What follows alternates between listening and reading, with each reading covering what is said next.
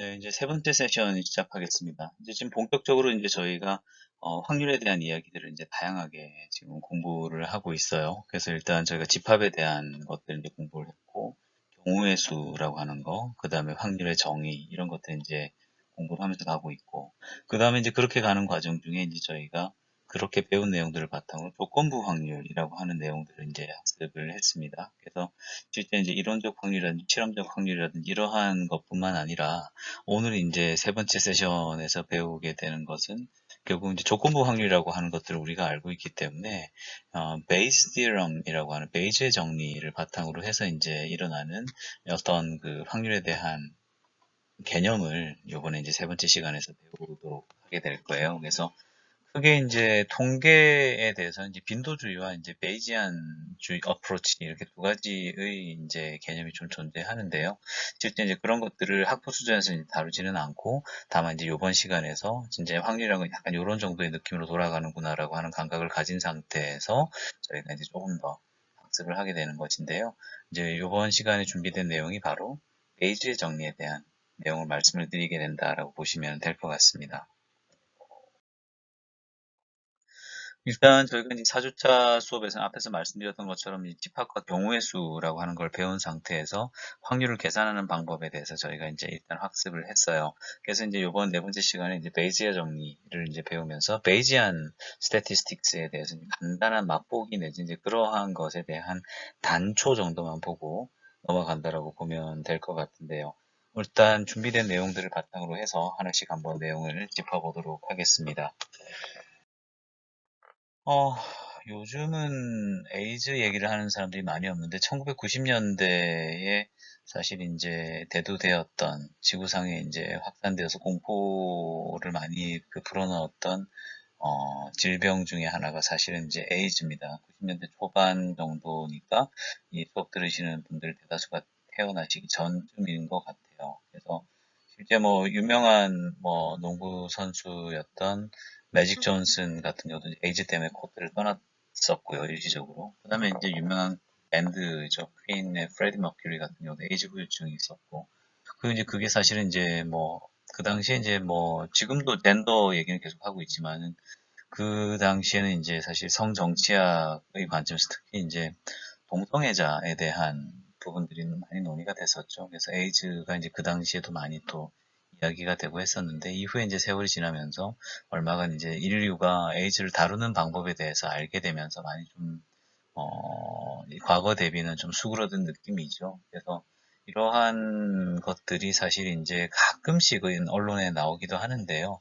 이게 이제 실제 헌혈을 이제 하잖아요. 이제 남성분들은 보통 군대 가서 이제 의무적으로 헌혈하게 되는 경우가 많고, 우리 여성분들 같은 경우는 이제 자발적으로 이제 헌혈을 하거나 아니면 회사 가게 되면 회사들 중에서, 그 자원봉사 이런 개념을 중시하는 그런 곳들이 있는데 그런 회사들 같은 경우에는 이제 헌혈을 하게 되는 경우들이 많죠. 그러면 이제 헌혈을 해보게 되면은 아주 작은 한 0.1% 확률, 한 1000명 중에 하나 정도 에이즈 바이러스가 이제 그 혈액 안에 섞여 들어 있는 그런 경우가 있다고 해요. 그래서 그런 상황에서 이제 보통 그 수혈을 통해서 전염이 되면 안 되니까 검사를 미리 당연히 하겠죠. 그래서 검사기에 이제 이 혈액 샘플을 넣고서 이제 돌려보면은 99%의 확률로 이제 감염된 혈액을 잡아낸다는 겁니다. 그럼 거꾸로 생각해 보면 1% 놓친다는 얘기예요. 이건 이제 코로나 검사에서도 마찬가지죠. 그 집에서 간단하게 검사하는 코로나 검사기 같은 경우는 아마 그 놓치는 확률이 꽤 높은 걸로 제가 알고 있지만은 그럼에도 불구하고 사실은 코로나 확진자를 찾아내는데 쓰이기는 해요. 그렇지 못했으면 아예 검사기에 효과가 없으니까. 그래서 보통은 이제 저희들이 PCR 검진이라 그래갖고 한 번씩 받아보셨나요? 저는 어떻게 하다 보니까 한 서너 번 받아본 것 같은데 그런 이제 검사를 통해 가지고서 이제 실제 그 바이러스 보유 여부를 찾아내게 되는데 어쨌건 다시 에이즈 얘기로 돌아와서 혈액 검사를 해봤는데 그러면 이제 실제 그 에이즈가 있는 양성으로 이제 판별된 사람들 중에서 실제 이제 에이즈 환자일 가능성이 얼마나 될까라고 하는 거를 이제 가상의 사례를 통해서 우리가 한번 따져볼 거고, 그 다음에 이제 검사 결과 중에서 그럼 O 진단하는 경우죠. 그러니까 보통 나중에 이제 한번 배우긴 할 텐데 false negative, 그러니까 false positive 이런 개념 막 배우거든요. 그러니까 false positive가 있는 가능성, 뭐 이런 것들도 있을 텐데, 이런 것들이 이제 어떻게 되는지를 따져보는 게 이제 이번 시간에 배우는 내용이다라고 말씀드릴 수 있겠습니다. 그럼 이제 가상의 사례를 통해서 저희가 한번 들여다보도록 하죠. 우선 그 검사기 상으로 나타났었던 양성 표시자를 A2라고 하고, 검사기에서 이제 에이즈 없으세요 라고 나타나는 음성으로 표시되는 분이 A1이라고 합시다. 그리고 이제 그 B1, B2는 정상으로 판별된 분들이 B1, 그 다음에 HIV 감염된, 실제 감염된 걸로 나타나는 사람이 이제 B2 이렇게 된다고 하게 되면 99점 뭐 거의 한 99.9% 이제 사실은 검사기상으로는 음성이 나와요. 그래서 98,902명이 검사기상에서 음성 표시가 뜨고, 그 다음에 이제 1,098명이 검사기상으로 이제 양성이 표시가 되는 뭐 이제 그런 상황이 이제 가상으로 존재한다고 치죠. 그러면 이제 실제 그 뭐 99.9% 이제 잡아낸다고 하니까 대략 이제 이런 식으로 세팅을 하는 건데, 실제 그러면은 저희가 이제 그 정상으로 분류한 사람들의 부류는 결국 두 가지가 있을 건데, 검사기상에 이제 음성으로 나타나고 실제로도 HIV에 감염되지 않은 사람이 결국은 98,901명일 거고요. 그 다음에 이제 검사기에서 양성이 표시가 됐어요. 그래서 이 사람들은 이제 실제 환자였던 걸로 밝혀진 거죠. 그래서 그런 분들 같은 경우에 이제 999명이라고 이제 본다고 하면, 여기에서 이제 실제 합계를 하게 되면 이제 99,900명이 되는 거고요. 그 다음에 이제 실제 HIV 감염이 됐는데, 검사기상으로도 이제 그 걸리는 사람이 이제 99명이 나올 거고, 그 다음에 이제 검사기상에서 괜찮아요 라고 나온 게 예를 들어 한 명 있다고 치면 또 그렇게 해서 합쳐서 한 100명 된다고 치자고요. 그러면 이제 실제 양성으로 표시된 사람 1098명을 이렇게 따져보게 되면, 결국은 오진에 의해 가지고서 정상인데 이제 양성으로 표시된 사람 999명과 실제 감염된 사람 99명, 이제 이런 식으로 나타날 수 있을 거다라는 거를 알 수가 있는 상황인 것이고, 검사기에서는 이제 음성으로 표시가 돼서 정상인 줄 알았는데 그 98,902명 중에서 사실은 그 실제로는 감염되어 있는 사람이 하나 섞여 있는 이제 그런 상태가 되는 거죠. 그래서 확률을 이제 저희가 그 마지널 프로비빌리티를 앞에서 봤잖아요. 주변 확률이요. 그러면 헌혈한 혈액 중에서 HIV 양성으로 나온 사람 1098명이었어요. 1098명 중에서 실제 HIV를 갖고 있는 사람 99명 정도 나오는 거예요. 9%인 거죠. 그러니까 실제 뭐 오류를 99.9% 이제 찾아냅니다. 라고 할 적에 이제 사실은 이러한 행간이 숨어 있는 것이죠. 그리고 이제 검사 결과에 실제 오류가 있는 확률은 어떻게 될까요?를 생각해 보면, 결국은 이제 10만 명을 대상으로 조사를 했었는데요. 결국은 이제 검사기에서 양성으로 떴지만 사실 한 번 더 들여다보면은 실제로는 감염되지 않았던 사람이 999명이 있고, 그 다음에 검사상으로는 음성이 떴는데 알고 보니까 감염되어 있는 사람이 하나가 숨어 있는, 그래서 실제 오류가 있을 확률은 한 0.1% 정도 되는 이런 식의 이제 그 함정이 어떻게 보면은 이런 그 백신 검사나 이런 거 안에 숨어 있는 거예요. 그래서 우리가 굉장히 코로나 검사를 많이 받고 거기에서 사실 뭐 거의 대다수가 아마 음성 나오실걸요. 제가 기억하는 숫자가 맞으면 아마 실제 그 코로나 검사소 와가지고서 확진 판정 받는 분의 비중이 그렇게 실상 그렇게 높지는 않을 건데, 거기 안에서도 양성이 떴지만 한 번 더 들여다보게 되면 면밀하게 검사해 보면 사실 이제 그 알고 보면 바이러스가 없는 그런 경우들도 더러 많다라고 하는 것들이 나타나는 거고, 스케일상으로 보게 되면 정상으로 나타나는 사람들이 이제 워낙 많을 텐데, 원래도 정상이 워낙 많을 텐데 그 중에서 이제 사실은 0.1% 정도 실수가 있어서, 말하자면 99,900명 중에 999명에 대한 실수가 이제 있어서 사실 이제 뭐 미스를 하게 되는 그런 경우들도 이제 있을 수 있을 거다라고 하는 것들을 이제 저희가 짐작을 해볼 수가 있는 거고, 반대로 이제 100명 중에 하나 정도는 괜찮은 줄 알았는데, 뭐, 예를 들어서, 미스가 섞여 있는, 이제 그런 상황들도 뭐, 있을 수 있는 거죠. 그러니까 이제 이런 것들을 생각해 보면, 조건부 확률이라고 하는 걸 통해서 이제 이 에이즈 사례가 이제 가상의 사례입니다만, 바라보게 되면 실제 양성이라고 하더라도 실제 환자일 가능성은 한 9% 정도밖에 안 된다라고 하는 걸 알 수가 있고, 그래서 실제 건강검진이나 이런 여러 가지 검사들을 하잖아요. 그럼 이제 그런 거 안에서 이제 그 검사 결과를 들여다보게 되면 실제 이제 질병으로 이어지는 거는 한 번 더 들여다봐야 알게 되는 그런 것들도 이제 꽤 되겠구나라고 하는 거를 알 수 있는 것이 지금의 이제 사례가 되겠습니다. 베이즈의 정리, 베이지안 티어럼이라고 하는데요. 결국 이제 베이즈의 정리에 입각해서 확률을 추정하는 과정이라고 하는 거는 우리가 이제 이론적 확률, 뭐 실험적 확률 이런 거 배웠잖아요. 결국 이제 빈도를 추정해 가지고서 가는 그런 과정들에 대해서 조금 이제 다른 어프로치를 하는 게 이제 베이즈의 정리라고 할 수 있는데, 보통 이제 확률을 추정하는 과정에서 초기에 어떤 사전에 확률을 좀 가지고 출발을 해요. 그리고 나서 이제 실제 이제 결과들이 들어오게 되면 그걸 바탕으로 확률을 한 번 더 업데이트를 하는 거예요. 일종의 캘리브레이션을 해가지고서 사전 확률을 갖고 출발한 다음에 실제 확인된 정보를 갖고 사후 확률을 한 번 더 계산하는 어떤 그런 과정을 통해 가지고서 좀 더 정교하게 미래를 추정하는 그러한 어프로치를 하는 게 베이즈의 정리에 의한 이제 베이지안 스태티스틱스라고 하는 그런 어프로치가 이제 쓰는 방식입니다.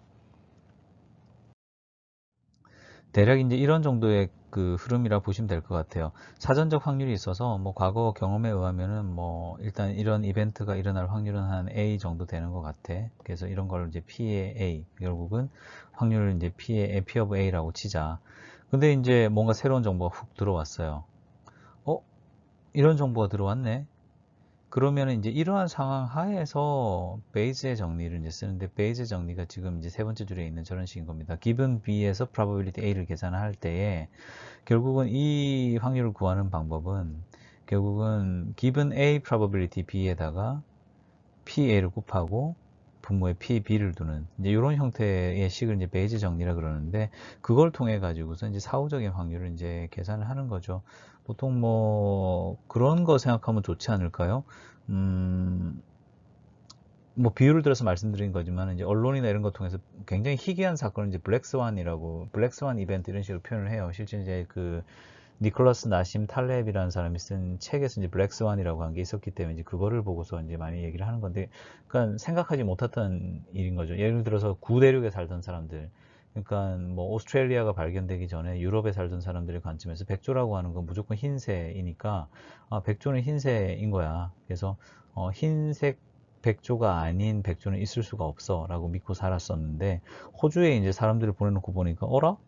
검은색 백조가 있는데요? 가 되는 거예요. 그럼 이제 그런 새로운 이벤트와 새로운 정보가 들어온 상태에서 백조의 색깔은 무엇? 하고 물어보게 되면 화이트 이렇게 이제 얘기할 수 없는 거잖아요. 결국 이제 뭔가 업데이트가 일어난 거예요. 상황에 이제 변동이 생긴 거죠. 정보의 변화가 있는 거고, 이제 그러한 프로세스를 말하자면 내재화하여서 들어가는 거예요. 앞서서 이제 이론적 확률이라고 할 때는 하나의 전제가 있어요. 내가 전 세계 모든 백조를 다 알아. 흰 게 몇 마리고 회색이 몇 마리고 까만 게 몇 마리인지 다 아는 거예요. 그거를 이제 감안해 가지고서 계산할 때 이제 이론적 확률이라고 그래요. 하지만 실제 그런 경우가 몇 개나 되겠습니까? 주사위 6명인 거 다 알지. 그러니까 6분의 1씩 되겠네 라는 거 알지만, 그죠? 뭐 또 반대로 이제 뭐 실험적 확률이라고 해도 맨날 유럽에서 뭐 뒤져봤자 까만 백조 없다는 거예요. 그럼 거기서는 당연히 추론을 할 때는 백조의 색깔은 당연히 흰색이고 까만색 백조가 나타날 확률은 빵인 거지. 근데 이제 이게 우리의 인식의 지평이나 경험의 뭐 깊이가 더 넓어지고 뭐 깊어지고 하다 보면은 새로운 정보가 들어올 거 아니에요. 그러면 이제 우리가 업데이트 해야 되거든요.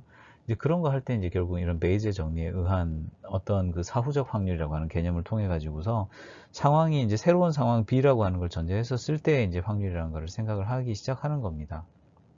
그래서 이제 개념으로는 좀 잘 안 와닿겠지만은 결국 이제 우리가 지금까지 알고 있었던 확률이라고 하는 거는 어떻게 보면 약간 looking back 하는 측면이 있는 거예요. 과거 일어났던 상황을 볼 때에 이런 것 같아 라는 식으로 이제 들어가는 것인데, 그것과 좀 다르게 약간 forward looking 한 확률을 만든다라고 하게 되면 결국은 가장 최신의 정보를 업데이트를 쳐가지고서 그걸 바탕으로 forward looking 한 확률을 만들어가는, 확률을 만들어가는 이제 그런 과정 속에 있는 거죠. 베이즈의 정리는 결국 이런 식입니다. 이제 given B의 probability A는 결국은 given A의 probability B에다가 P의 A를 곱하고 그 다음에 분모에 P에 B를 넣는 이제 그런 상황인 거예요. 결국 이제 처음에 생각했던 가설이 A라고 한다면 새로운 정보인 B가 더해짐으로써 일종의 조건부 확률을 생각을 하게 되는 것이죠.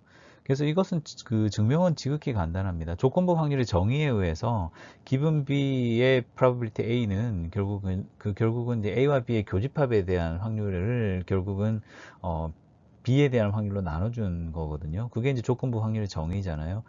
그래서 이제 그거에 의해서 일단은 저희가 알 수가 있는데, 결국은 이제 P와 A와 B의 교집합, P와 B와 A의 교집합이라고 하는 거를 따져보게 되면, 결국은 이것은 역시 정의에 따라서 given A에서 probability B라고 하는 거를 결국은 이제 저희가 probability A하고 곱해가지고서 이제 얻어지는 것일 것이므로, 그걸 바탕으로 해가지고서 저희가 조건부 확률이라고 하는 거의 정의로부터 사실 이 베이지의 정리가 이제 구해지는 거거든요. 그래서 첫 번째 줄에 있는 식은 조건부 확률의 정의를 양쪽으로 푼 것에 불과합니다.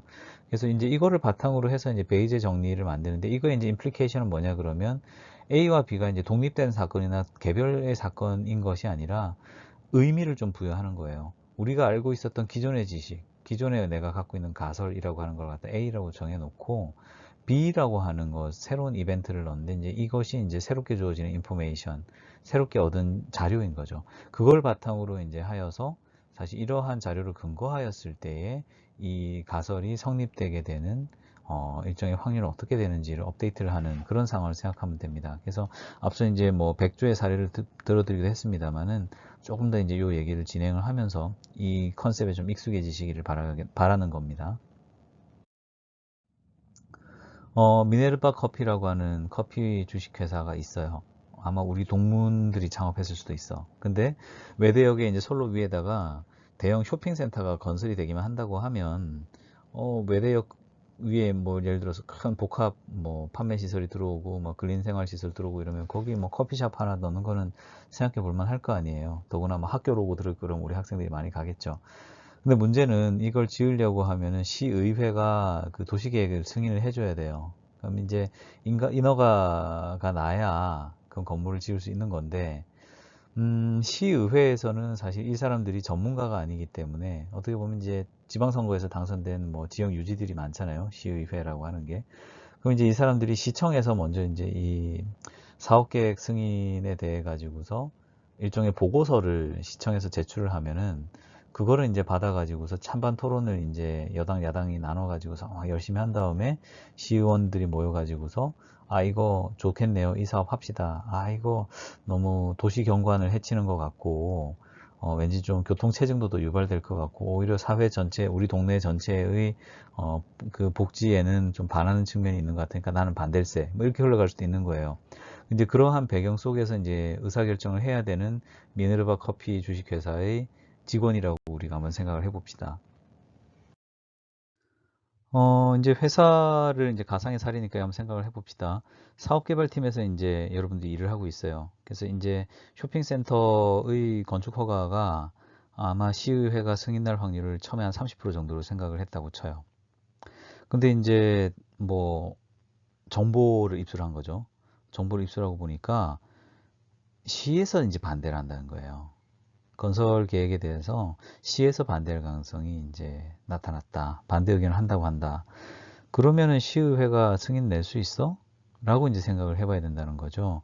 그래서 시의회가 그럼에도 불구하고 고 하면 고 하는 거거든요. 의사결정은 시의회가 하는 거기 때문에 결국은 시에서 좀 부정적인 리포트를 내더라도 승인 낼 수 있느냐라는 걸 갖다 따져보자는 거죠. 그래서 given A1, 그러니까 시의회가 승인할 확률을 갖다가 이제 있는 상태에서 결국은 시에서 이제 반대하게 되는 경우를 갖다가 예를 들어서 우리가 한 20% 정도 보고 시의회가 승인 안 되고 부결을 냈어요. 그런 경우에 이제 시에서 알고 보니까 승인이 났던 프로젝트다라고 하게 되면은 그게 한 90% 정도 된다라고 하는 거를 갖다가 이제 확률적으로 우리가 가지고 있는 그런 그 조건부상 그 확률을 가지고 있는 상태에서 저희가 이제 요거를 갖다 업데이트를 한번 해보자는 거죠. 네, 그러면 이제 given B에서 probability of A1, 즉 시청에서 반대를 하는데 시의회가 승인을 낼 가능성을 한번 생각해 보자는 거예요. 이걸 이제 저희가 그 베이지안적으로 업데이트를 한번 하는 건데요. 결국 그러면은 처음에 우리가 기대하기로는 시의회에서 이 정도의 고용 효과나 경제 효과를 가지고 있는 프로젝트라고 한다면 아마 승인 내줄 거야 라고 생각하는 우리의 어떤 초기 기대는 30%였어요. 그래서 PA1은 30%였습니다. 근데 이제 문제는 시청이 반대하는 걸 이제 우리가 알게 됐어요. 이제 그게 이제 B라는 거죠. 그러면 결국은 그 우리가 조건부 확률 두 개를 갖고 있었죠. 시의회에서 승인을 낸 프로젝트인데 그것이 알고 보니까는 시청에 반대를 했던 프로젝트였다라고 하면 그게 이제 한 20% 정도 될 거다라는 걸 알 수 있고, 그 다음에 반대로 시의회에서 싫어요, 안 돼요 라고 얘기했어요. 근데 이게 알고 보니까 시청에서도 이거 별로 안 좋습니다 라고 얘기하는 그런 경우가 또 한 90%다 라고 하는 정보를 이제 가지고 있는 거니까, 각각의 케이스에 대해서 이제 확률 나무를 만들어서 한번 그려보자고요. 경우의 수를 이제 뿌려보는 거죠. 결국은 그 저희가 이제 시의회에서 부결을 낼 가능성이 이제 A2라고 한다면 그게 3대 7로 나눠지는 거니까 부결 낼 가능성이 이제 70% 정도 될 거고요. 그 다음에 조건부 확률에서 기본 A1에서 P의 B인 확률이 20%라고 한다면 기본 A1에서 C에서 괜찮게 얘기할 가능성도 80% 정도 될 거다라고 하는 거를, 두 개 합쳐서 이제 100% 나와야 되니까요. 그 다음에 이제 아래쪽으로 내려오게 되면 기본 A2에서 결국 이제 시의회에서 부결을 했는데 시청에서도 안 좋게 보게 된 가능성이 90%다라고 하게 되면, 반대로 이제 한 10% 정도는 결국 이제 시의회에서 이제 승인을 냈는데 그 중에서 시청에서도 이제 좋게 보더라 뭐 하는 그런 확률이 예를 들어서 이제 한 10% 정도 된다라는 식의 이제 가상의 어떤 그 조건부 확률과 여집합 개념을 이용해서 나머지 확률을 구한다고 하게 되면 결국 각각의 경우에 대해서 이제 확률을 갖다가 쭉 뿌려보는 거죠. 결국은 이 독립적인 사건으로 이제 인식을 하여서 제일 위에 거 같은 경우는 시의회에서 승인이 나고 시청에서 부정적으로 이야기하게 되는 어떤 그 확률이라고 하는 거는 0.3 곱하기 0.2가 되어서 0.06, 6%대의 어떤 그 확률을 기록할 것이고, 그 다음에 이제 그 밑에 반대로 시의회에서 승인이 났고 그 다음에 대신 이제 시청에서도 좋아하고 하는 경우가 아마 24% 정도 될 것 같고, 나머지 이제 70%는 또 나눠 갖는 게 결국은 그 시청에서 결국은 이제 부정적으로 이야기를 하고 시의회에서도 부결을 하는 경우가 이제 63%, 그 다음에 나머지 7%가 시청에서 좋다고 이야기했고 시의회가 이제 부결을 날린 프로젝트가 또 한 7%, 이런 식으로 이제 간다는 거를 저희가 알 수 있어요. 그래서 전체 그림이 이제 결국은 확률나무를 통해서 구성해 보게 되면 대략 총 뭐 100%의 범위 안에서 저런 정도의 분포를 가질 것이다 라고 하는 거를 이제 확률나무를 통해서 저희가 이제 경우의 수를 다 분리를 하고 그거의 경우에 따라서 그 부여되는 확률들을 저희가 이제 다 가지고 있는 거죠. 그러면 이제 확률나무를 통해서 이제 저희가 조건부 확률이라는 걸 생각해 보게 되면 결국은 이제 P의 B라고 하는 거, 결국 이제 그 시청에서 저 이거 좀 좋게 보기 힘들 것 같습니다, 의원님 이렇게 이야기하는 전체 경우수가 결국은 전체 건의 69%를 차지하고 있었단 말이죠. 그러면 저희가 이제 C에서 안 좋게 얘기하는 것이 기본되어 있는데 기본 B에서 그럼에도 불구하고 C에서 승인을 내는 probability A1을 저희가 이제 찾아보려고 하게 된다고 하면 결국은 우리가 전체 확률 나무에서 시의회에서 오케이, 그 다음에 시청에서는 좀 안 좋게 보고 하는 그런 경우를 저희가 이제 교집합에 대해서 저희가 전체 확률 나무를 태우면서 저희가 알고 있었고, 그 다음에 이제 P의 B는 저희가 지금 첫 줄에서 구했기 때문에 그거를 바탕으로 C에서 안 좋게 이야기하는데 시의회가 승인을 낼 가능성이라고 하는 거를 계산을 해보게 되면 결국은 6% 나누기 69%가 됨으로써 결국은 8.7%가 나온다는 거예요. 결국 시에서 반대하는 이상 시의회에서 통과할 가능성이라고 하는 거는 원래 처음에 기대했던 30%에서 8.7%로 줄어들어야지만이 이 최신의 정보를 반영한 적절한 확률이다라고 우리가 볼 수 있다는 거고, 결국 그렇게 된다고 하면 신규 점포를 만들기 위해서 각종 뭐 라이센스 계약을 한다든지 재고를 확보한다든지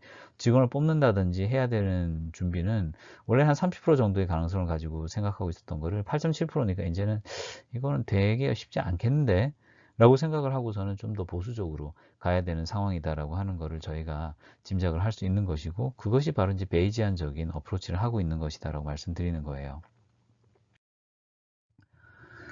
비슷한 사례로 이제 외야수 야구를 이제 보는 것도 좋아하시고 뭐 직접 야구를 하시는 분도 계실 거고 뭐 이럴 거라고 생각이 듭니다만, 은근히 외야 수비가 어렵습니다. 이게 이제 공이 어디 떨어질지 잘 예측을 해야 되고, 또 공이 딱 누가 때리고 나쪽으로 날라온다 그러면은 잘 따라가야 되거든요. 이게 쉽지는 않을 텐데, 뭐 예컨대 외야수인 박만세 선수라는 사람이 있다고 쳐요. 수시로 이제 만세 수비라 그러죠. 공을 막 잡으려고 손을 뻗었는데 공이 뒤로 넘어가는 거예요. 지금 사진에서 보는 것처럼. 이 사람이 이제 프라이볼을 잘 잡기 위해서 고민을 많이 해요. 그래서 별도의 지시가 없다고 하면 나는 그냥 일단은 평균은 가야 되니까 일반적인 수비 위치에서 일단 자리를 잡고서 한번 기다려 보는 거죠.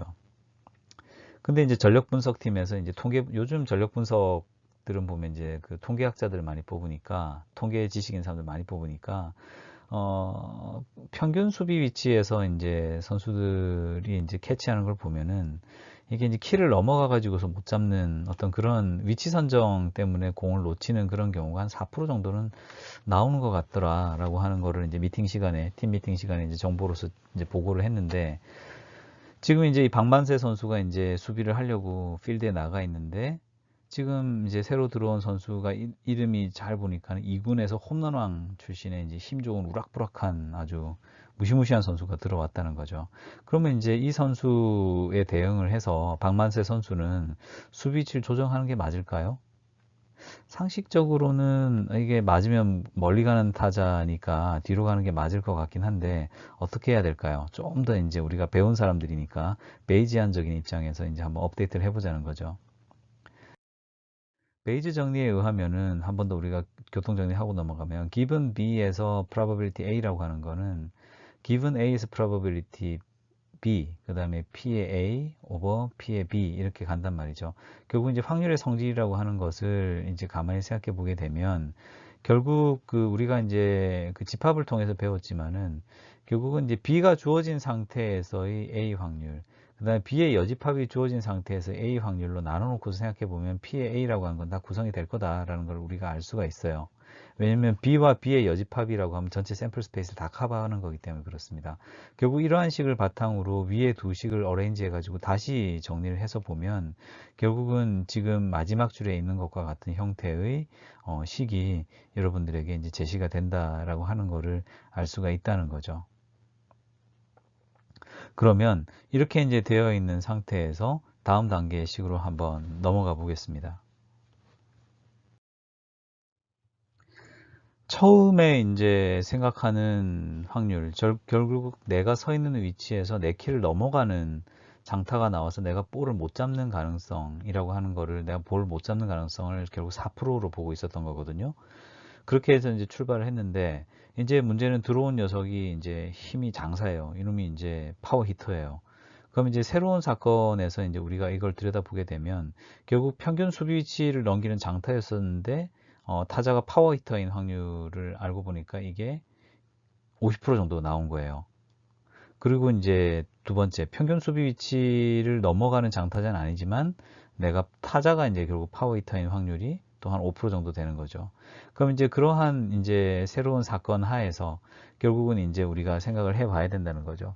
결국 이제 타자가 파워 히터라고 하는 사건 B에 대해서 우리가 이제 결국은 이런 정도의 업데이트 정보를 가지고서, 파워 히터가 이제 전제 조건으로 주어진 given B에서 probability A, 내가 결국 공을 못 잡을 확률은 어떻게 되는 거지?